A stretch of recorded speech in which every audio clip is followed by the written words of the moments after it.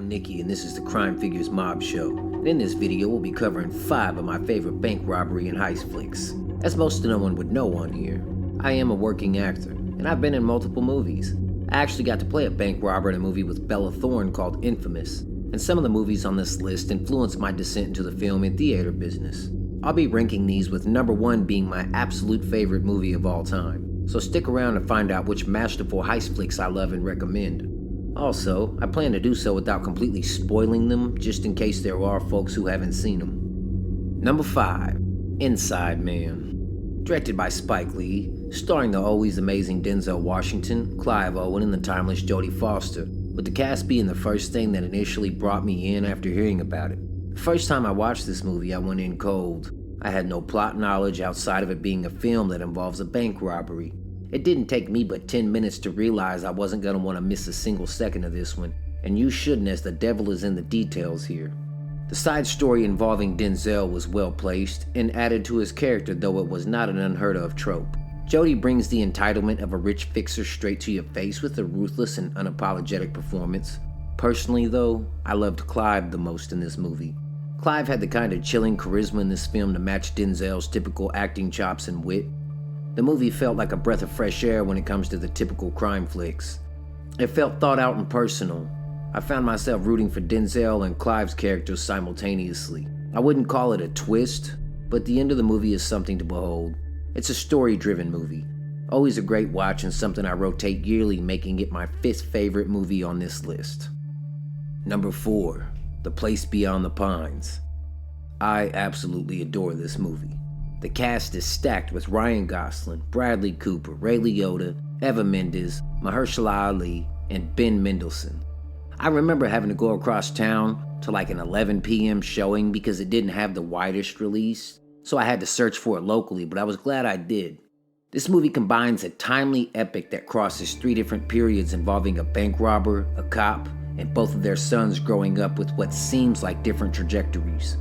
For me, it felt like a crime piece mixed with a coming-of-age story. As a father myself, it was easy to empathize with Ryan Gosling and the fatherly bond he wanted so much with his son. You could feel his frustration, you could feel the emotion in this movie, at least I could.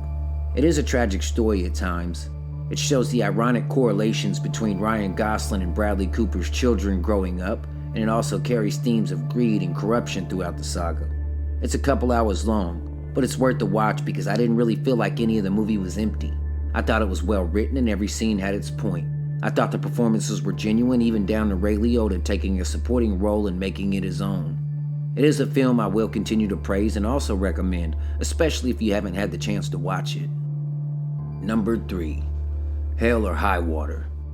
I didn't used to be a big fan of westerns, but I've grown to appreciate them as I've grown older. I won't deny the fact, though, that I am biased towards the more modern Western movies. That's exactly what Hell or High Water is. It's a small and contained modern Western. It gets right to the point and doesn't pull any punches with the star-studded cast that was backing it, including Jeff Bridges, Chris Pine, and the awesome Ben Foster. It's a typical Taylor Sheridan movie, so if you're a fan of his, then know that this movie will follow his typical action tropes.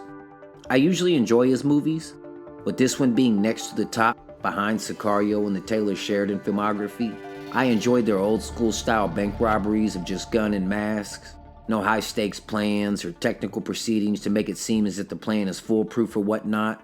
Instead, the robberies are cut and dry stick-ups. Ben Foster really sticks out in this movie.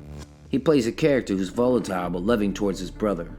Foster made me feel like his character was always boiling under the surface, that any time or place he could cause anarchy, or at least he welcomed it. I also enjoy the southern charm roaming through the atmosphere and the characters. It has some humor to keep things balanced. I do think that with the present times we live in now in the real world, that their motive for robbing was rational. It is a well-placed movie, coming in under 2 hours. It has no reservations about pushing the cops and robbers or cowboys and outlaws trope, but it's done with masterful perfection.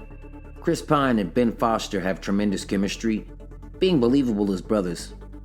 Jeff Bridges and Gil Birmingham were also phenomenal in their back and forth banter. Please, if you haven't seen Hell or High Water, reserve a good hour and a half and go watch this scorching piece of cinema.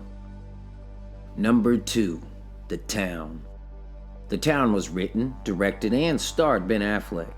The supporting cast was on par too, with Jeremy Renner, John Hamm, and Blake Lively playing their parts with perfection.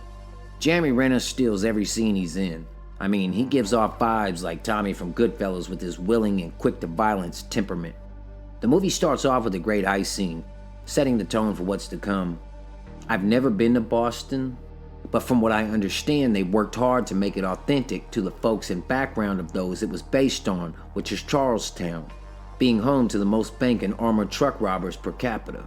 I loved the Boston-driven dialogue as well. I was thrilled with the action sequences going through the narrow streets. The movie's exciting. It gives me exactly what I want from a heist flick when considering the heist and action scenes. I truly appreciate the fact they filmed on location, and movies like this are why. It sets an atmosphere that is unique to Boston. The location clearly plays a role in the narrative. Like the scenes where the feds want the bridge closed or utilizing Fenway Park where the Red Sox play. Ben Affleck did an awesome job putting together a group of Charlestown bank robbers on screen. The Town is my second favorite heist flick. I love the cast, I love the story, and I thought it was more than original enough to stand on its own. And eventually it will stand any tests of time too. I recommend The Town 10 out of 10. Number 1. We are down to not just my favorite heist film, but my favorite film of all time. Yes, the 1995 Michael Mann epic. Without a doubt, Heat is my favorite movie, regardless of genre, and that hasn't changed in 16 years since it became my most beloved. I'm not saying it is the best movie of all time, but it is my absolute top spot holder.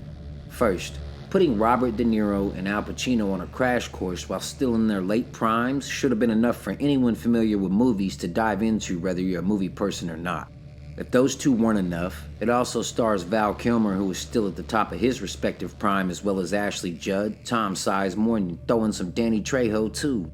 Heat starts off with a literal bang. De Niro is cold and captivating as a meticulous heist man with a plan. His character is driven by discipline and careful detail. So much so that his life is solely and only consumed by the details of his prospective heists, making it clear he can't maintain personal relationships outside of his criminal activities. The beauty of his relationship with Al Pacino on screen is that after confronting one another, they realize they're a mirror of each other, only divided by the lines of the law. It's an exquisite tale of cat and mouse, with both men accepting that what they presently are will never allow them to be or have what they want. Both men are doomed to their professions. Both men have to sacrifice the better parts of who they could be in order to accomplish what they set out for. Whether it was Pacino trying to be a husband to a wife who has a traumatized daughter, or De Niro having to make sure that there are no loose ends while sacrificing the possibility of having a companion and freedom from a life of crime. And yes, the shootout scene is probably my favorite action scene of all time too. We'll just sprinkle that in there. The main characters went through intense military-style training to make the shootout as realistic as possible. I will never forget my first watch of this film. Michael Mann took the age-old trope of cops and robbers and perfected it. Not only is the movie intriguing, but it's directly inspired by the true story of a real detective and criminal that I believe took place in Chicago. Heat is a masterpiece. If you haven't seen it, make it your next movie night. Yes, it's long, but it's worth every single second. It's the top echelon of 1990s filmmaking while also still maintaining today. Heat is my number 1 and it always will be. I want to thank Michael Mann, Robert De Niro, and Al Pacino for giving the world this bank robbing classic. It's the perfect love letter to heist flicks. Let me know what your favorite heist flicks are below, and thank you for watching.